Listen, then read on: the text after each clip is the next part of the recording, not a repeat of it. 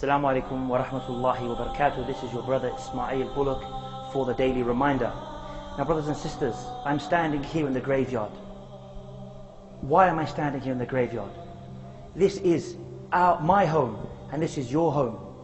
This is where ultimately we will be. We are here, as we know, in this earth for a short period of time. But are we living our lives as if we are here? As the Prophet ﷺ said, Abir Sabil, be in this world like you are a stranger, or Abir Sabil, or a person who's just walking through it, a traveler who's just passing through a country. Are we living this life? Or are we saying to ourselves, inshallah, it's true, death is a reality. I mean, Allah tells us in the Quran that death is a reality when He says, وَجَاءَتْ سَكْرَةُ الْمَوْتِ بِالْحَقِّ ذَلِكَ مَا كُنْتَ مِنْهُ تَحِيدٌ. That indeed the intoxication of death has come in truth. This is what you are afraid of. This is what we are afraid of. This is what we hide from. But can we in reality hide from this, our brothers and sisters? And Allah created us to worship Him. But Allah tells us also why He created life and death when He says, الذي خلق الموت والحياة ليبلوكم أيكم أحسن عملا. It is He, Allah, who created life and death to see which of you are the best in deeds. So are we living that life of good deeds? Are we living a life of righteousness? Or do we say, come on, I've got plenty of time. I'm only 20, I'm only 18, I'm only 30. I know I have to be good. I'll be good inshallah when I'm 30, when I'm 40. Then I'll pray. Then I'll grow a beard. Then I'll do the things of Islam I'm supposed to do.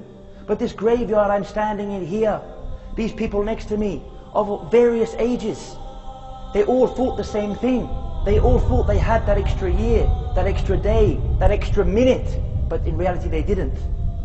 And none of us know, oh brothers and sisters, when we're going to die.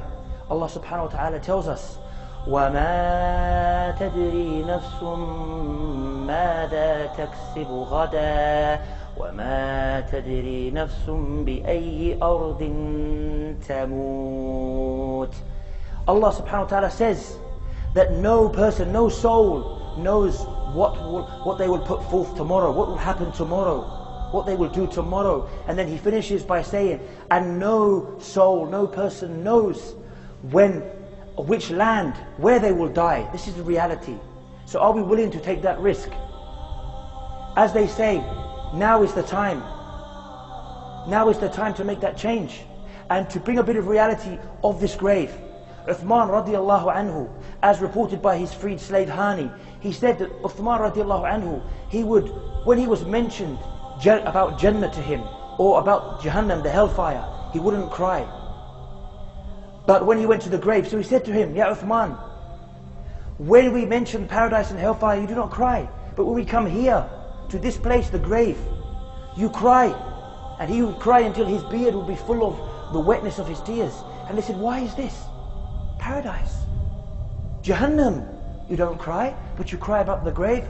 And Uthman radiallahu anhu replied and said, surely it is because the Prophet sallallahu alayhi wa sallam said, Al-Qabr, awwal manazil al-akhirah, that the grave is the first stage of the hereafter. So whoever is successful in this stage is successful thereafter. And whoever is unsuccessful and has failed in this stage of the grave, he has failed and is unsuccessful in the hereafter. And the Prophet ﷺ also said that out of all of the scenes that I have seen, all of the events, all of the battles, all of the scary events, the Prophet ﷺ is saying that the grave is more frightening than all of these. This is the reality of the grave. And somebody may say, I have a good heart, I've done enough good deeds, I'll be absolutely fine. The Prophet ﷺ told us of a squeezing in the grave that will squeeze the rib cage with such severe pressure. And He said that nobody is freed from this. And He said if anybody would have been freed from this, it would have been our noble companion Sa'ad ibn Mu'adh. But He said not even he is freed from this squeezing.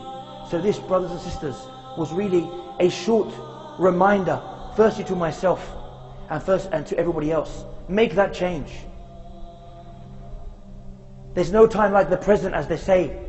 And this is the reality. I may not return after I record this to my house alive. You may not, at the end of this evening of watching this video, be alive. Like many of these young, healthy people who died in ways only Allah knows. The most unexpected of ways, some of them. So this is a reflection for all of us, inshallah. And until I join you here on the Daily Reminder. And if you've benefited from this video, like it, share it.